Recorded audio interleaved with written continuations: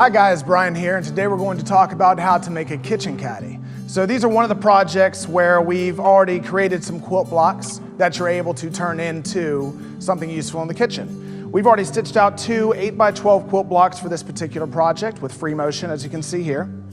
We've also cut out some lining using the exact dimensions of these quilt blocks. And we prepared two sets. You only see one here because we have the other set down further we'll go over in a minute. Two sets to make your handles with. We have all these ingredients listed out in the tutorial. So once we have our ingredients set out before us, we're going to go ahead and take the actual quilt blocks themselves, put them right sides together, and we're going to want to make sure that the tacking stitches are lined up all the way around, as well as your raw edges.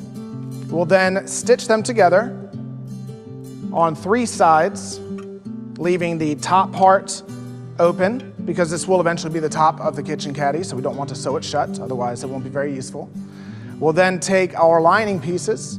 Now if the lining was directional, we would be placing right sides together just as we did with the actual quilt blocks themselves. Once we place them right sides together and match up the raw edges, we'll go ahead and sew these together, leaving a 1/2 inch seam allowance, as well as leaving a 5-inch gap at the bottom here. And of course, we're not going to sew through the top as well. Now this 5-inch gap we leave at the bottom, as you can see right over here, we'll use later on to flip the actual project right side out.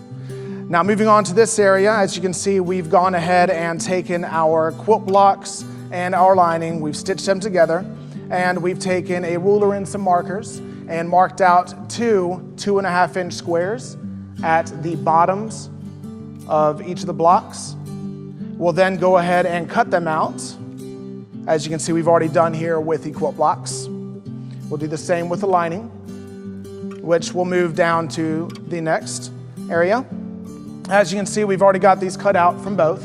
We still have our 5-inch gap at the bottom here of the lining as well. Once they're cut out, we're going to want to press the seams open, either using your fingers or you can put it under an iron. Just make sure they are pressed open. It makes it much easier to work with. Then we'll go ahead and press the corners together, matching up the seams from both sides. And we'll go ahead and run, leaving a 1/2 inch seam allowance, a stitch all the way across, as you can see we've done right here.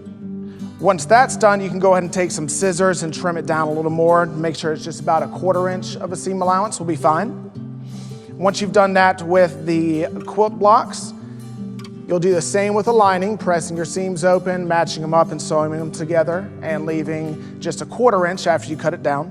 We can then take our quilt blocks that we've sewn together and our lining and set them aside. We'll come back to these in just a moment.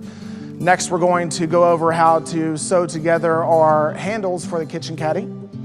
In the beginning, I showed you some of the ingredients. We had the ingredients for our handle laid out, which we have the piece of lining. We have the base fabric color and the warm and natural. Now first, we're going to take our lining and lay it on your table right side facing up. We will then take the base fabric and place it on top of the lining with right side facing down, so right sides are facing together. We're then going to take our batting and place it on top, matching up all the raw edges. These should all be cut to the same size. And we're going to sew on the long seams. As you can see, we've done here, leaving a 1/2 inch seam allowance on both sides. Notice we did not stitch the short sides because we are going to be flipping this inside out as well. So once we've sewn that, we'll go ahead and trim the excess batting up to the tacking stitch like we always do with any of our projects. And then we'll go ahead and flip this right side out. As you can see, we've already done here, and you're left with one of your handles. You did the same. We're making two handles for this project.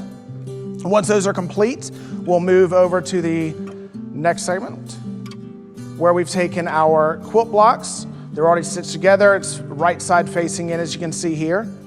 We'll take the actual handle right here and make sure that the lining is facing into the basket. We'll find one of our seams and we're going to match the short end of the handle up with the raw edge to the top of the basket here, making sure it's about 1 inch from the seams on both sides. As you can see, we've already done with the other side.